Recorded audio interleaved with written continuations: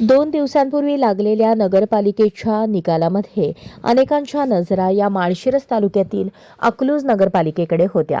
या ठिकाणी माजी आमदार राम सातपुते यांनी अकलूज नगरपालिकेत शरदचंद्र पवार पक्षाच्या मोहिते पाटील गटाला जोरदार आव्हान दिले होते।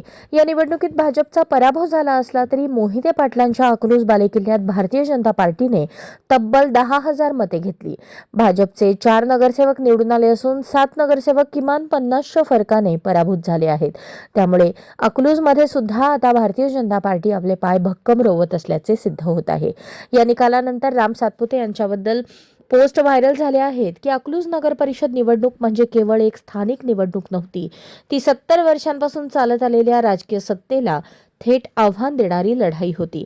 मोहिते पाटील यांची सत्ता दहशत अशी होती, गेल्या अनेक वर्षात इतर पक्षांनी तिथे प्रवेश करण्याचाही विचार केला नाही। एक काळ असा होता की अकलूजमध्ये भाजपला साधा बूथ प्रमुख मिळणेही अवघड होते। कार्यकर्त्यांवर दबाव, भीतीचे वातावरण, सत्तेचा वापर करून विरोधकांना दडपण्याची परंपरा होती। अशा परिस्थितीमध्ये भारतीय जनता पार्टीने आमदार रामभाऊ सातपुते यांच्या नेतृत्वात ही निवडणूक ताकदीने लढवण्याचा निर्णय घेतला। एका बाजूला पैसा, 70 वर्षांची मक्तेदारी, दहशत, दबाव, तर दुसरीकडे रामभाऊ सातपुते यांचे नेतृत्व आणि भारतीय जनता पार्टीचा सर्वसामान्य कार्यकर्ता अशी ही निवडणूक होती। स्वतःला राज्याचे पुढारी समजणारे सगळे नेते मंडळी, त्यांचं कुटुंब अकलूज गल्लीबोळात फिरत होतं।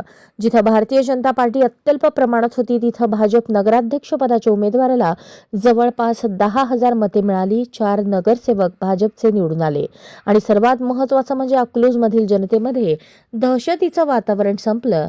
हाच मोठा विजय आहे। भारतीय जनता पार्टीचा कार्यकर्ता कधीच पराभूत होत नसतो, तो त्या निवडणुकीतून शिकत असतो, पुढे चालत असतो, संघर्ष करत असतो।